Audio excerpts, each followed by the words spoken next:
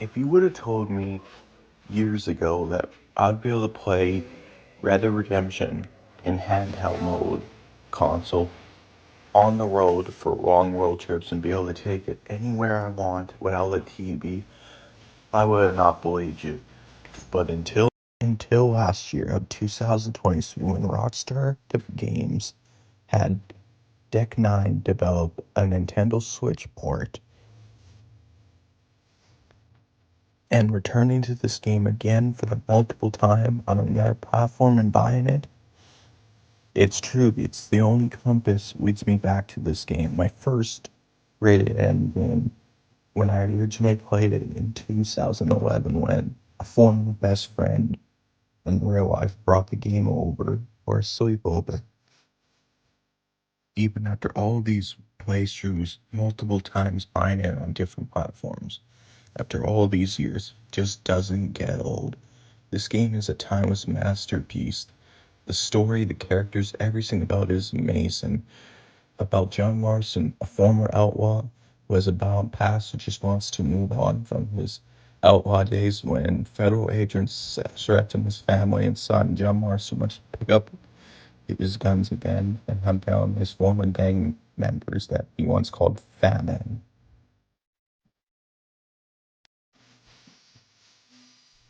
In this port, everything from the game that was originally added in 2010 and is there from day one is still in the game. Nothing's been censored, nothing's been torn down due to how sensitive and how fucked this world and society has become. Like nothing torn down or censored, whether it's from the battle for most of the Jones captured Bill Williamson to the Revolutionary War with John Marston was on both sides. Sure, say participates on both sides. And engages in some epic battles like the Battle of this fortress.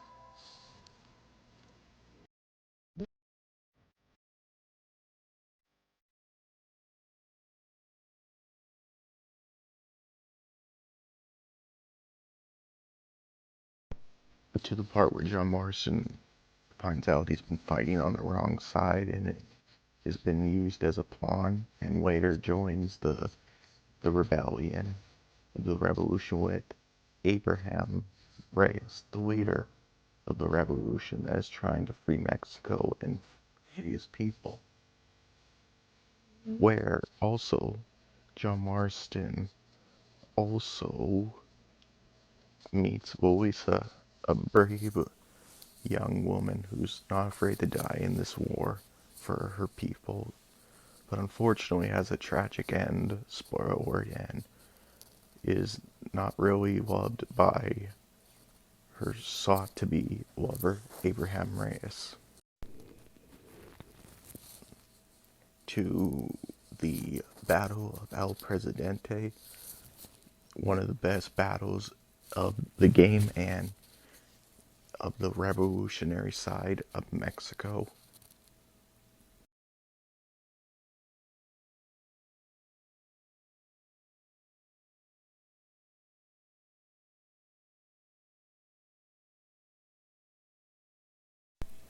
As well to John Marston's final confrontation with his former gang leader and father-like figure, Dutch van der Linde.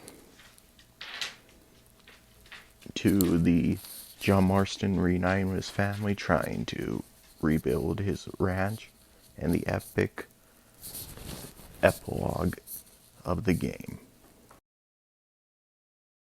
During my playthrough of Red Dead Redemption 1 on the Switch, I noticed aiming was a bit difficult with the Joy-Cons instead of using a normal controller. Like, this one I would say it is probably the most challenging for free aim players and hardcore mode players of this game, like with the Joy-Cons. So, it takes a while to get used to because how slow the Joy-Cons are instead compared to a regular controller. So, yeah. I even had trouble using the normal Switch control with the Joy-Cons when doing duels. Like, I struggled a lot with them, and especially when I was trying to disarm someone when using the Joy-Cons.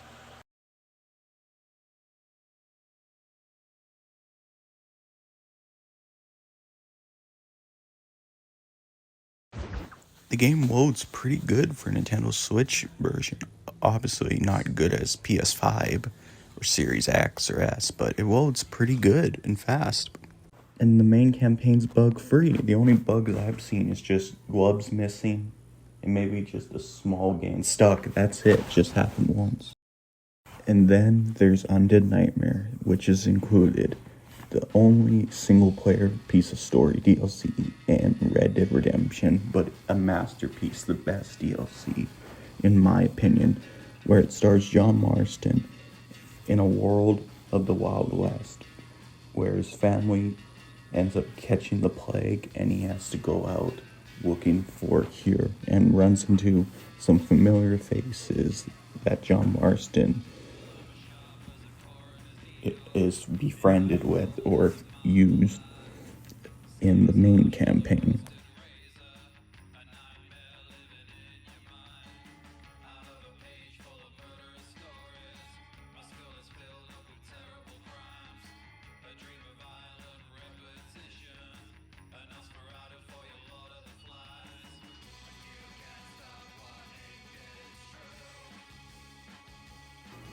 My favorite DLC of all time is just back, and I never saw I'd be able to take it on the road until last year, where I can hunt Bigfoot and clear out some zombie graveyards, which I'll get to the point about the graveyards in the game. Undead Nightmare is just incredible. Like, absolutely incredible. From hunt in the missions, like, and no matter how many times I play it, it's just fun. Whether it's getting 4 horses of the apocalypse and trying to break them to get the witch help.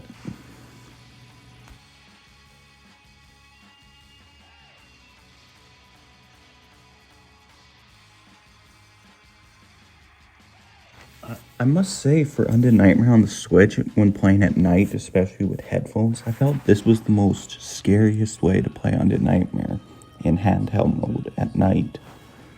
I don't know, maybe it's just me, but yes, the PS3 version was really dark and was hard to see at night, especially when clearing out towns at night and doing the Harvest Graveyard, which features Captain DeSanta in it. But yeah, I feel like Undead Nightmare, like I said, this is probably the most best way to play at night to give yourself a scary time is Undead Nightmare on the Switch. And it's also great no matter how many times in repetitive it's clearing out towns or getting missing persons, which replaces wanted people in Undead Nightmare. It's just an incredible Emerge DLC, and doing all those challenges to hunt the Chupacabra is just so worth it. Like, it really, really is. No matter how many times I've done it, or after you fight the Chupacabra, you get to go after a unicorn, which is pretty cool, since there's mythical creatures all over. Well, there's only the 4 horses, the unicorn, and the Chupacabra. It's just incredible.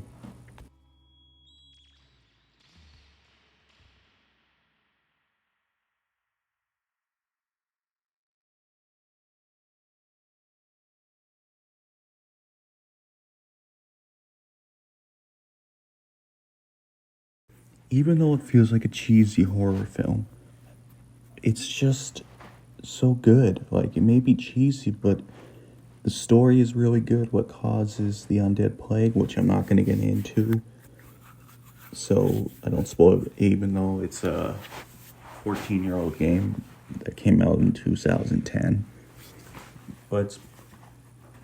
And the headless zombie glitch is fixed, which is really good. Unfortunately, on the PS3 and 360, it's broken.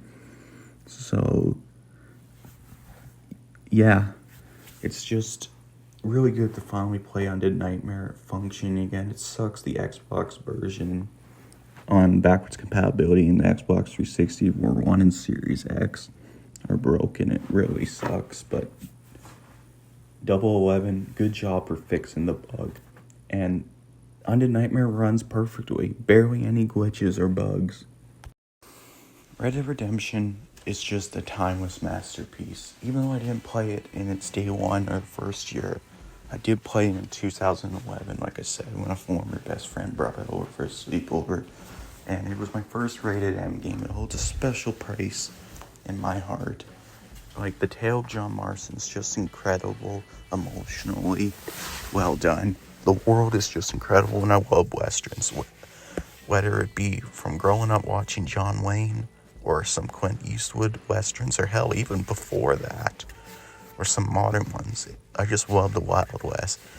And I think Red Dead is the best Wild West game in the series.